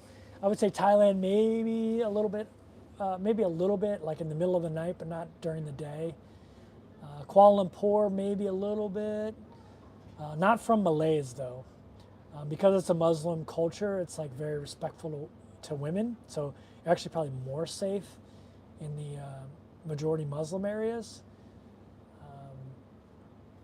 But maybe in the other areas that are not majority Muslim, you might have some problems. But it's much safer than any city in the United States. So, see if that opens it for you. Oh, that is the elevators, right? I'm not sure. I think there is elevators in there. What was the moment you realized you wanted to travel long term? So I was in the Navy for 20 years, and I basically was traveling full time most of that. I was very nomadic. I stayed on sea duty for most of my career. So I was pretty nomadic, and then I got out. I went to law school, for those who don't know, and I became a corporate lawyer. And I moved to New York City for that. And that was the first time where it hit me that, like, am I going to live here for 20 years? Like, is that what I'm going to do? And I was like, oh God, I don't want to do that. So then I came up with a plan to not do that, to be nomadic. And I've been trying to search for the proper term for what I am. Like sometimes that digital nomad word is thrown around. I don't really like that because that's like, it's like people working online, and I guess I am making YouTube videos, but like YouTube's not my main source of income. You know, I have investments in my military retirement, rental properties and stuff like that. But I'm more retired than anything. But recently I came across the term global expat, and I really like that. So I think that's how I'm going to start classifying myself, as a global expat. So yeah. What's the best cruise ship? That's a hard question to answer. Depends on what you're looking for, but for me, small and older. Some people want them big with go-kart tracks. I don't like that. I don't like the big ones with water slides and go-kart tracks. I like the smaller ones that are older because they can get into more places, more unique ports, and there's less people on board. There's usually less kids. I always say I don't have any problems with kids. I just don't like them on my cruises. So same thing. But yeah. So I'd say my favorite ship are smaller, older ships. What was the moment that you realized you wanted to travel long term? Yeah, you said that. So yeah, it was in 2019. I was going to work every day as a corporate lawyer, realizing that I'm like, I've never actually lived anywhere long term. since I was a teenager, because I joined the Navy right after that. And then I was living all over the world, Hawaii, Italy, back to Hawaii. And then I was on ships traveling the world. And I realized I didn't realize how much that being nomadic had become part of my personality and part of my life. I really don't like living in the United States. I served in the military for 20 years, so I hate when I say that and people question my patriotism or whatever. I'm not not proud to be an American, but I just don't like living in the United States. It's really boring in my opinion because it's so suburban. There's you have to have a car to live almost anywhere. And the places you don't need a car, like San Francisco and New York, are super expensive. So you have to have a car. They don't have a lot of live, work, play type of areas. And politically, the country's so divided. Both sides are pretty insufferable to me. As someone that's more in the middle, I can't stand either side, to be honest with you. It's pretty insufferable at this point. And it's so much a part of the culture now that I just don't want to have anything to do with it. And I don't mean that in I hate America type of way, because that's not true, But I just don't want to live there. So sorry to go on that little rant. Small and older are my favorite ships as well. Yeah, I love the smaller, older ships. Have you had the same captain the whole time? No, we've had 3 different captains, believe it or not. Captain I had when we first came on, he left after 2 cruises, and then I think they brought in a gap filler, someone that was filling the gap. And then, but the current captain has been on for 3 cruises. He's an Italian guy. Most of them are Italian, to be honest with you. So I got to go. They actually invited me on a tour of the bridge, so I got to exercise a little bit of my Italian, because I lived in Italy for 2 years. For those who don't know, from 1998 to the year 2000. My Italian isn't great, but I got to practice a little bit up there, so it was nice. I'm new to your channel and I really enjoy it. Oh, thanks for your service, by the way. Hey, thanks, Jimmy. I appreciate that. Let's see. Let's go Rangers. I'm a Blues fan, so let's go Blues. I'm from St. Louis, for those who don't know. What was the moment that you realized? Oh, I already read that one. From Eastern Dreamer. I think I'm all caught up on questions. If I missed your question, it wasn't on purpose. Ask it again. I already read that one from Jimmy Rants. Let's see. Let's go. Let's take a look. Let's take a look at beautiful downtown. The sun's starting to set. I don't know if you can see the mountains over here, but they're snow-capped. They're snow-capped over there. I might be able to zoom in. Yeah, look. There we go. Got some snow-capped mountains back there. Anybody know what mountain that is, or mountain range? I have no idea. Is that part of the Sierra Nevadas? I don't know.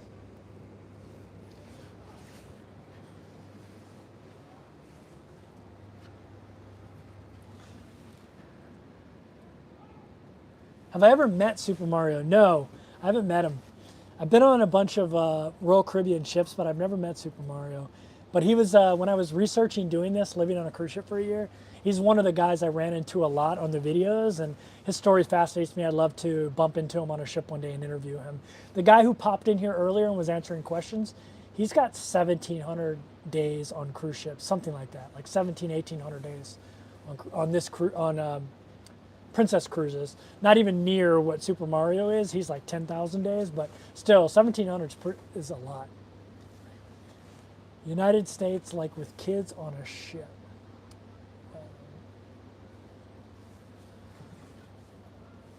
I've started watching Captain Kate. Yeah, everyone loves Captain Kate. She's pretty. She's probably the most famous cruise ship captain. Man, I bet your celebrity loves what she did. I'd imagine that they probably endorsed it, but that's all her. She's such a good personality and so funny, and she's great at the social media game. For those of you who don't know, if you go to TikTok and look up Captain Kate, I think that's her main thing is TikTok. I think she's also on Instagram too, but TikTok is where most of her stuff is, and she puts out some really good like cruising stuff. And she's the captain of a cruise ship, and she has her hairless cat on board, which a lot of people really like. Any MTP invites? I don't know what that means. MTP. I don't know what that means. MTP. I don't know what that means. Do you recommend consulting with the CPA prior to living overseas for 1 year or longer? Same for living on cruise ships. Are you in the United States, Jerry? Because if you are, you'll qualify for like the foreign earned income credit or something like that. So yeah, it might be worth it to do if you're going to earn income while overseas. It might be worth it. If you're not earning any income, then probably not. There's a helicopter getting ready to land. Looks like a Coast Guard helicopter.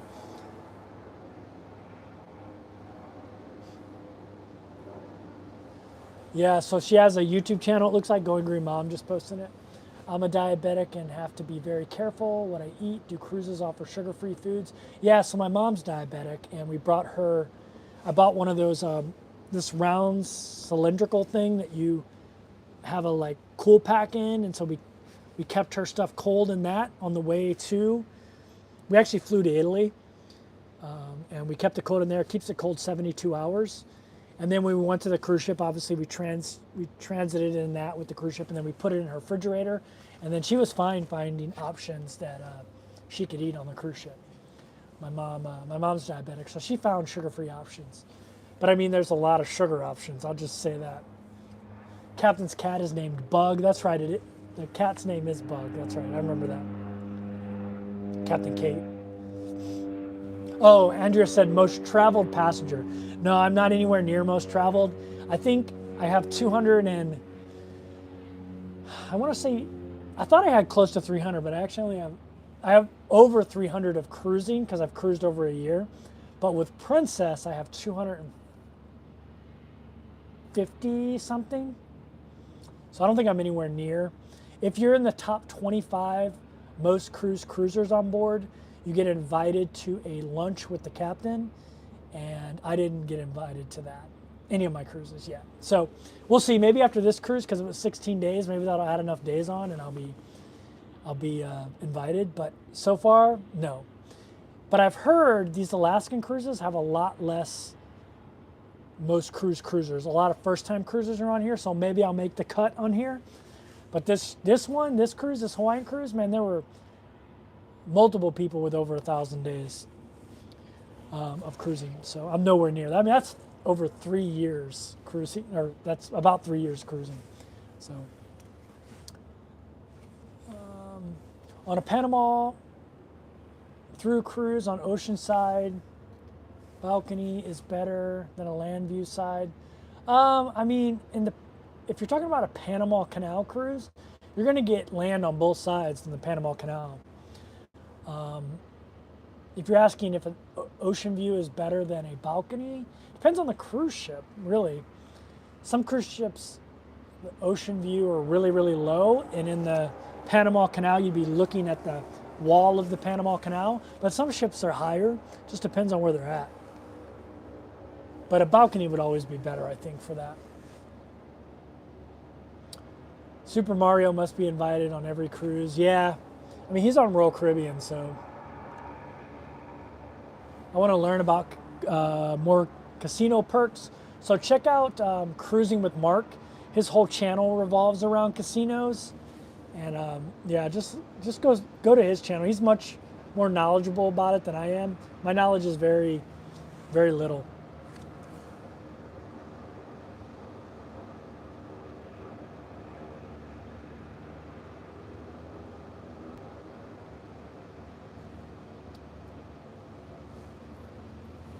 One's picture of MTP. Yeah, I mean, hopefully I get invited to one of those. I did go to I went to one elite where they invite all the elites and platinums. I went to one of those because the guy you saw earlier that gave all the info about the bridge and everything, he was the most cruiser, and he invited me to sit at the most cruiser table, and so I did. He invited me, so I didn't say no. I usually don't go to the elite and platinum meetups or the platinum party because you got to put on pants, and I don't like putting on pants. So you got to put on pants and a collared shirt and all that crap. Is there a glare now at this time? No, the sun is behind right there actually. It's probably kind of washed out right there, but yeah, at the moment, no.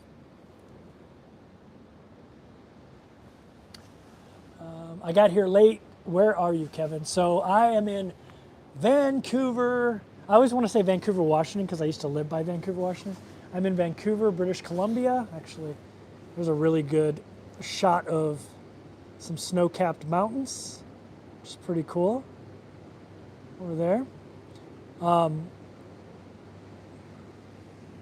Yeah, we're in Vancouver. Oh, there's a seagull. We're in Vancouver, British Columbia. We actually pulled in a day early because they have some sort of Coast Guard inspection or something. So we can get off the ship once they haven't moored yet, but once they moor and get the brow over, we can leave the ship, but we have to be back on board by 2 a.m. because we won't have actually cleared customs. It'll just be like we are doing a port visit here.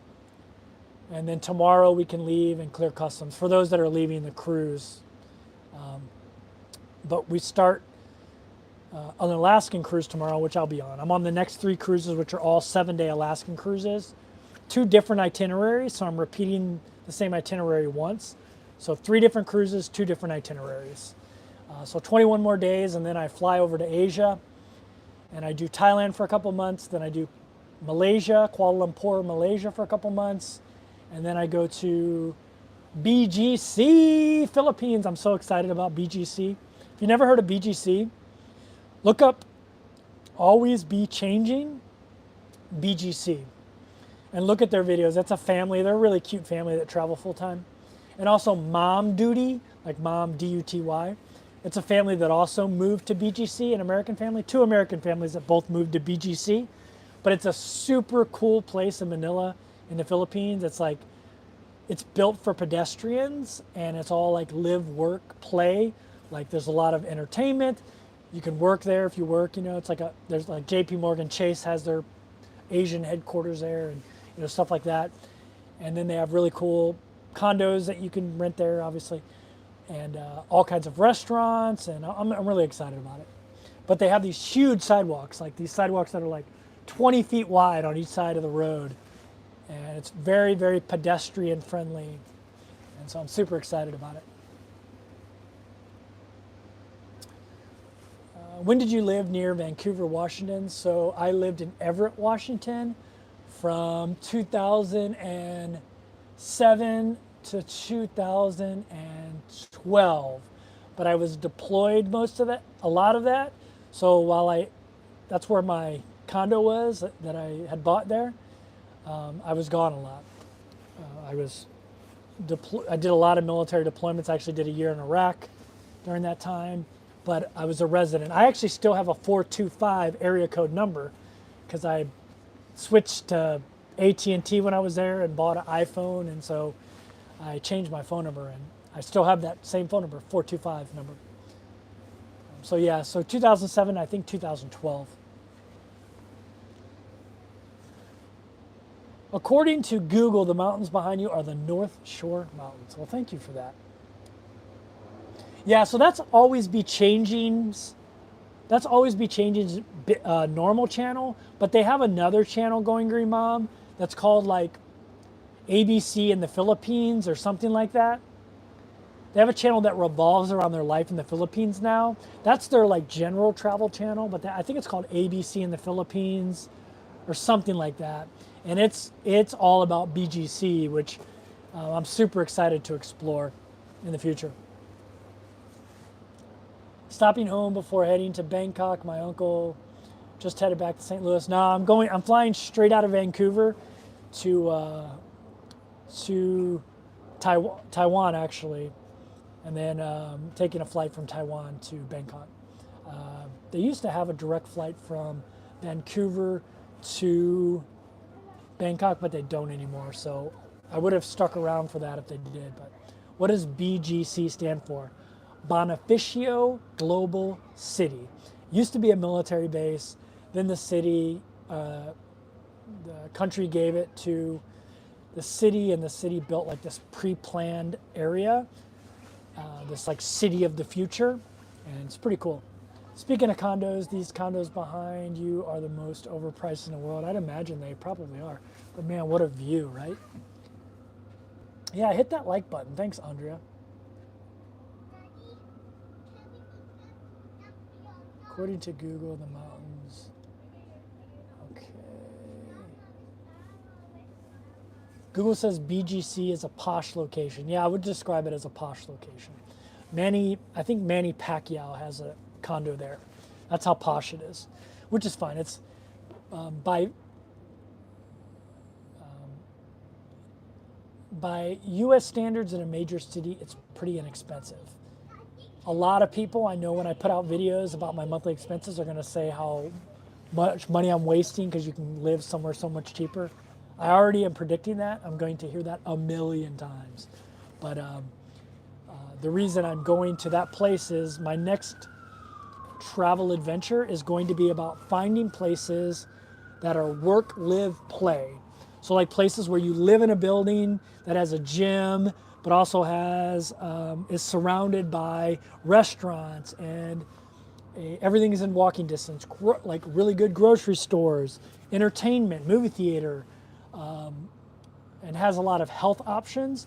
Like the first place I'm going to be living at is called True Digital Park in Thailand, and it's basically this pre-planned community that's exactly what I just said, and running around the whole community is a track, but it's covered, and that's important in Thailand because it rains all the time, and also it gets really sunny and hot. But the track has two sides, a running side and a walking side, and it goes around the whole area. And it's just a really cool little like work, live, play type of project. And so I'm going to be exploring a bunch of different projects like that. And BGC just happens to be one of them. In Kuala Lumpur, I'm going to be living in a place called M City for a month, which I'm super excited about. And so, yeah. Question, is it called Live the Philippines? I think that's it. Live the Philippines, Deborah. I think you're right. Live the Philippines is what it's called. I never remember people's YouTube channel names. I'm terrible.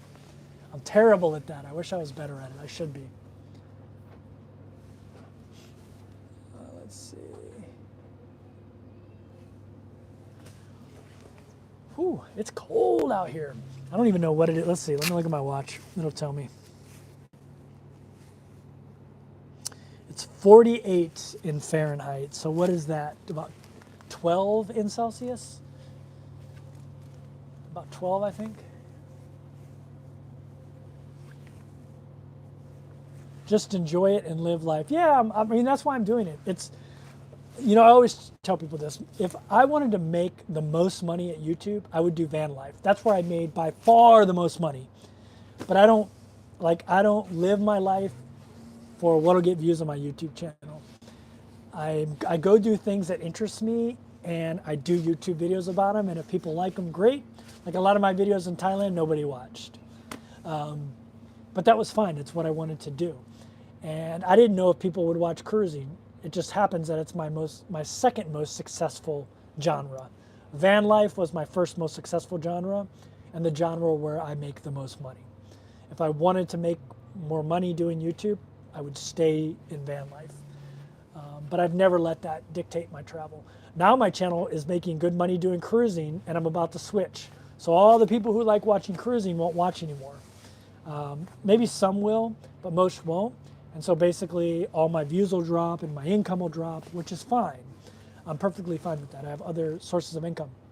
And so I never let YouTube drive how I'm going to live my life. And I wanted to live on cruise ships for a year, and that's what I did. And now I want to go travel again for a year. Who knows? At some point I'll be back at cruise ships. Sometimes I'll be back at doing van life. You know, you never know. It's a labor of love. Keep up the good work. Thanks for taking us on your journey. Thanks, James. I appreciate that. I love the community on YouTube. Like, I mean, I have over 100,000 subscribers. My live streams only get like 100 to 200 people, but I really, really enjoy them. And that's why I do them. Like, I enjoy the community and interacting with people. A lot of you I know very well. Some of you I've met on cruise ships and spent a lot of time with on cruise ships. There's a bunch of people that were in the chat today that are actually on the ship with me right now. There's 2 or 3 of you in here, and then some that I've traveled with on other ships and had dinner with, and all kinds of cool stuff. So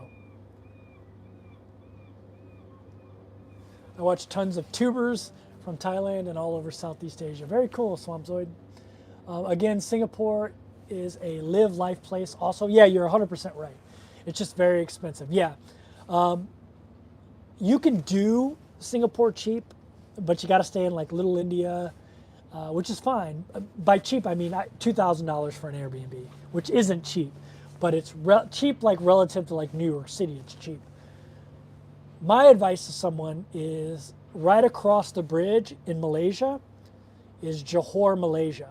And you can get an Airbnb in Johor, Malaysia, right next to the metro for about $600 a month. And you can take the train in every day, which will take you about an hour to go from Johor to downtown Singapore. So you could just do that every day if you wanted, and basically live in Singapore without having to pay Singaporean prices.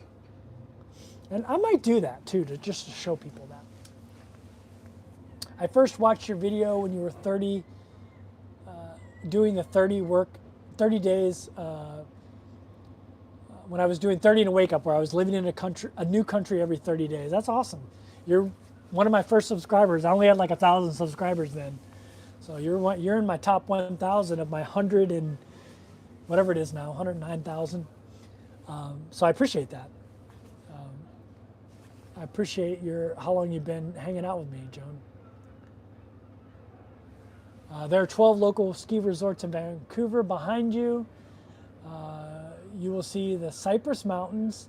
To your left is Grouse Mountains. Somebody told me that, Grouse Mountains. Actually, I've heard that before. Straight ahead is Mount Seymour. Very cool. Thank you for that info, Giacomo.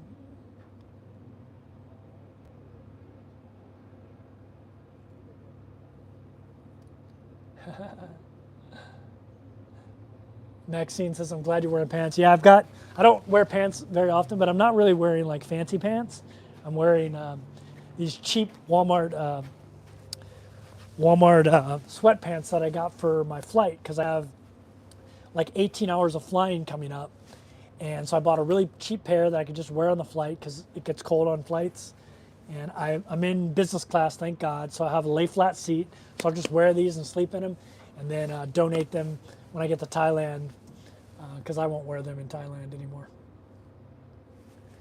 Have you looked into Always Be Changing an Arctic expedition? Yeah, I've been thinking about it, but it's pretty pricey. They're on a seaborne cruise, and I would want to go solo, and their prices are based on double occupancy, which would make them way more expensive. If I could get that cruise at the solo price, the same as the double occupancy, I would do it. But I'm not paying that much. I'm not paying for 2 people.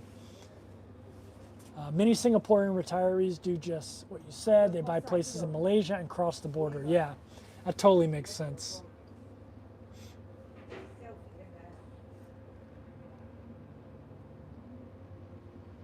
Will you continue to do your videos in the next year? Yeah. I mean, I'll make YouTube videos.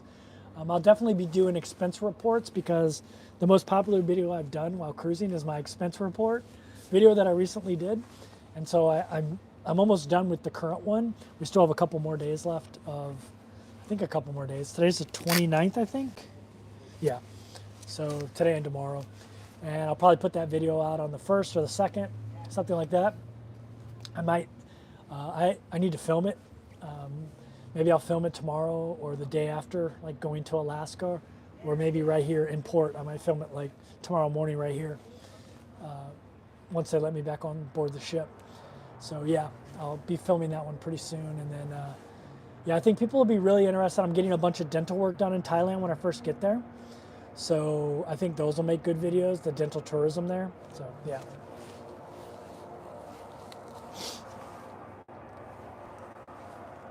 You are close to famous van life channel is Van City Van Life. Nah, man, that guy makes really big bucks. I actually, when I was doing van life, we were doing it about the same time, and we used to chat back and forth a little bit because we were both like doing the same thing at the same time. And then he does videos every single day, which is really hard to do, and that's why his channel is so successful. Though he has the commitment to doing that. But yeah, he's really good. Chrome, he's a great guy. Hey, Emily, my one of my travel buddies. Hey, Kevin, from Belleville, Ontario, hanging with the grandkids. Very cool. I'm in Vancouver right now, so I'm also in Canada. Chilling out here, freezing my you-know-what's off. I just retired and I'm looking forward to the next chapter. Very cool. Where are you going, KM? What's your plan? Hitman says, hey brother, retired Air Force guy, glad you're living it up, enjoying the great videos. Well, thanks, man. I appreciate that.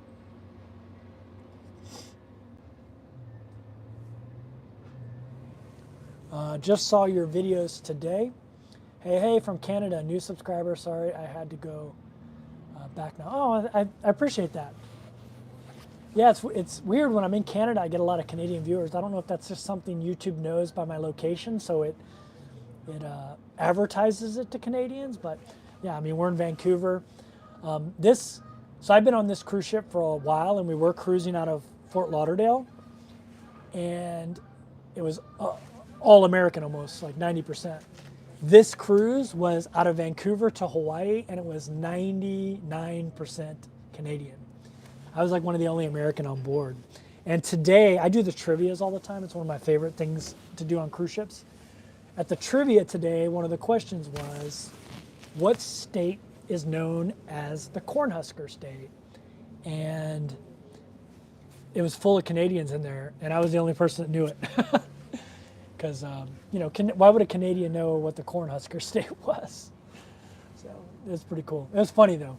That I had an advantage with that question. Vancouver is special by poutine. I have a whole video of me eating poutine. It was when I was in Halifax, actually, but I have a whole video of me eating poutine. And it'll actually be in my expense report video, will probably be a shot of some of the poutine I ate here in Vancouver, in Victoria is where I ate it. So there'll be a shot of me eating poutine in Victoria. For those who don't know, poutine is like French fries with gravy and like cheese curds on top of it. It's really good. Terrible for you, but great tasting. Good comfort food.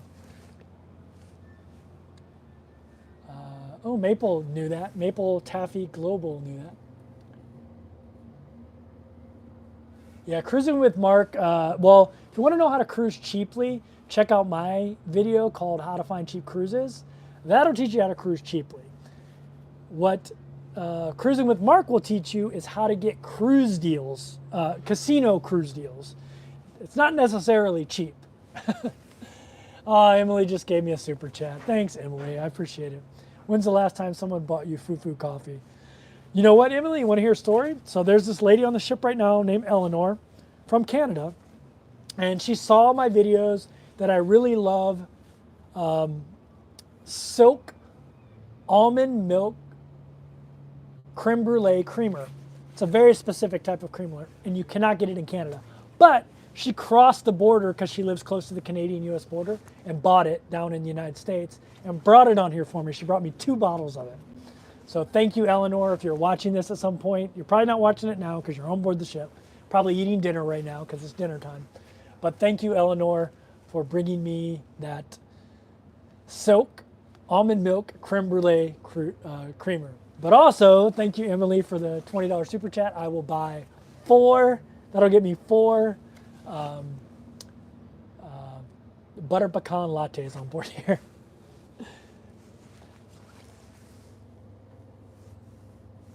Yeah, there's my how to get cheap cruises.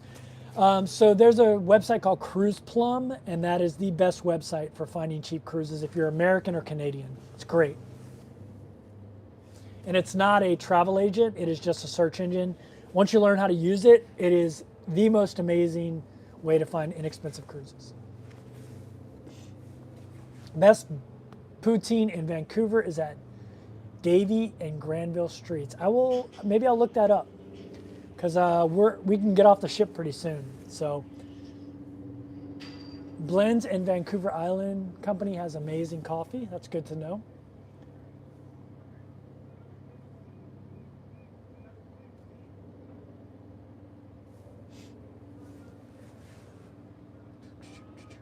That was so nice of her. Yeah, it was super nice of her. Like unexpected, and like I see her almost every morning on my walk too. She's always out walking early in the mornings as well. I just saw her this morning actually. But yeah, it was super nice of her. Totally unexpected. I know some people from Canada had told me that they were going to try to bring them for me, but then they couldn't find it. She actually went across the border, but she said she always does anyway. Because I was like, oh man, I hope this wasn't an inconvenience. But she said she goes across the border all the time to get things that you can't get in Canada. So, yeah, pretty cool of her. Okay, I think I'm going to call this a video. We've been going for a couple hours now. Give you one last shot of beautiful British Columbia here. There's a seaplane down there. Beautiful Vancouver. Thanks everyone for watching. See you next video.